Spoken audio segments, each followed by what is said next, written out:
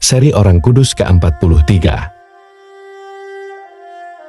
Santo Barnabas, Rasul.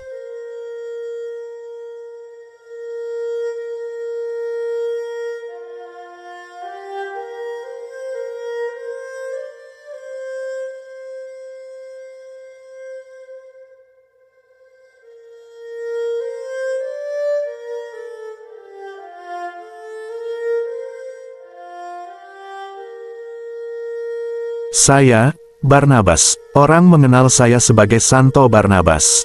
Saya adalah satu dari 72 murid Yesus yang mati sebagai martir. Saya diberi gelar kehormatan Rasul bersama dengan Rasul Paulus, karena kami ditugaskan bersama oleh Roh Kudus, untuk berkhotbah dan menggembalakan masyarakat di Antiokhia. Begini kisah saya hidup satu zaman dengan Yesus Kristus dan berasal dari Siprus. Saya merupakan keturunan bangsa Yahudi dari suku Lewi. Bibi saya adalah ibu dari Yohanes Markus, penulis Injil Markus. Sewaktu lahir, saya diberi nama Yusuf oleh kedua orang tua saya. Saya merupakan jemaat Kristen mula-mula di Yerusalem, yang bertobat dengan menjual semua ladang dan kekayaan yang saya miliki, dan membawa uang itu, serta menaruhnya di kaki para rasul, seperti yang dikisahkan di dalam kitab Kisah Para Rasul. Penyebutan nama saya dalam Kisah Para Rasul menunjukkan bahwa saya adalah contoh baik dari seorang murid yang menyangkal dirinya, dan juga teladan kasih seturut ajaran Yesus, yang merupakan karakteristik-karakteristik orang Kristiani sejati.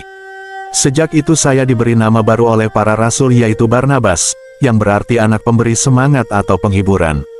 Saya dikenal luas karena hubungan saya dengan Rasul Paulus. Sebelum bertobat, saat itu masih bernama Saulus, ia terkenal sebagai penganiaya umat Kristen yang sangat kejam. Ketika Saulus sang penganiaya, yang kemudian menjadi Rasul Paulus, melakukan kunjungan pertamanya ke Yerusalem setelah pertobatannya, gereja di sana masih mengingat semangat ganasnya sebelumnya, dan lambat untuk mempercayai kenyataan pertobatannya. Sayalah yang memperkenalkan dan menghantar Rasul Paulus kepada para rasul, untuk menceritakan peristiwa penampakan Tuhan pada Rasul Paulus, di tengah perjalanannya ke Damaskus sewaktu akan menangkap orang-orang Kristen di sana. Saya pula yang meyakinkan para rasul tentang kehidupan baru Rasul Paulus setelah peristiwa penampakan Tuhan itu, bahwa ia benar-benar telah bertobat, dan dengan gagah berani telah mengajar di Damaskus dalam nama Tuhan Yesus. Dengan usaha saya itulah, maka Rasul Paulus diterima oleh para rasul dan komunitas Kristen di Yerusalem. Pada waktu itu, beberapa orang Kristen yang meninggalkan Yerusalem setelah kematian Santo Stefanus, melakukan perjalanan ke utara menuju Antiokhia di Syria, tempat tinggal banyak orang bukan Yahudi Yunani. Di Antiokhia, orang-orang Kristen berbahasa Yunani mulai memberitakan firman Tuhan kepada orang-orang bukan Yahudi. Hasilnya, banyak orang bukan Yahudi yang bertobat dan menerima iman mereka. Ketika kabar berita tentang Antiokhia sampai kepada para rasul, maka para rasul mengutus saya ke sana untuk melayani jemaat di sana. Ketika saya tiba dan melihat kasih karunia Tuhan, saya bersukacita, lalu mengajar, dan mendorong mereka semua untuk tetap setia kepada Tuhan dalam keteguhan hati.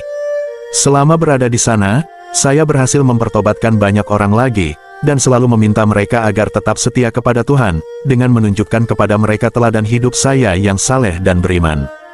Saya tahu bahwa saya tidak bisa melakukan misi yang Tuhan berikan pada saya sendirian. Maka saya pergi ke Tarsus untuk menemui Rasul Paulus, agar ia membantu saya di Antiokhia. Setelah bersua dengan Rasul Paulus, kami kembali ke Antiokhia. Selama setahun penuh kami bertemu dengan jemaat, dan mengajar banyak orang.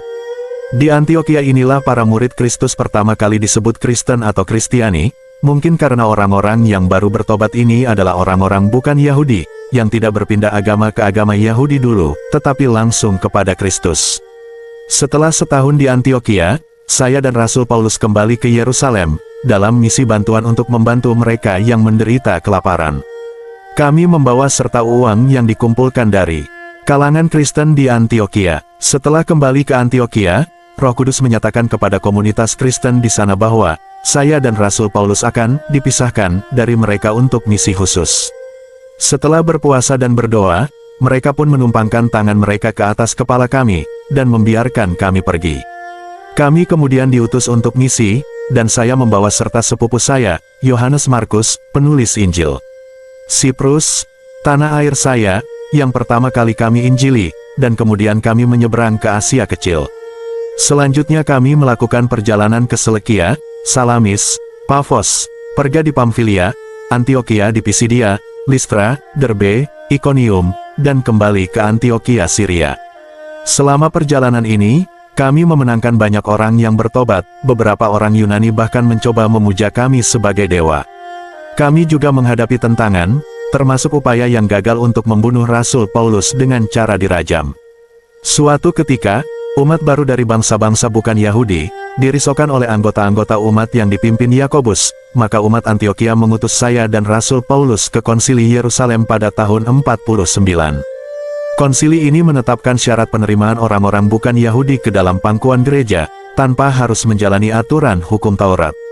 Setelah misi itu tuntas, kami berniat melakukan perjalanan misi kami yang kedua.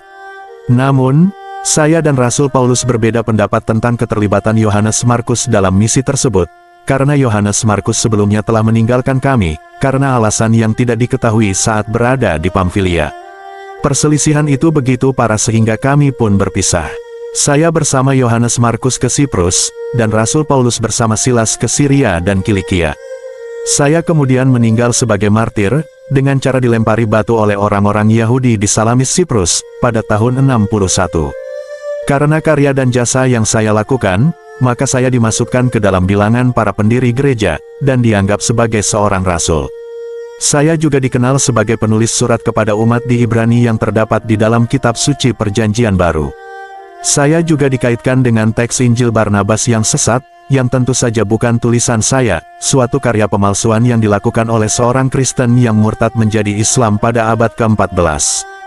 Kultus saya sebagai orang kudus terus berlanjut dalam tradisi Gereja Katolik Roma dan Gereja Katolik Timur, yang dirayakan setiap tanggal 11 Juni setiap tahunnya.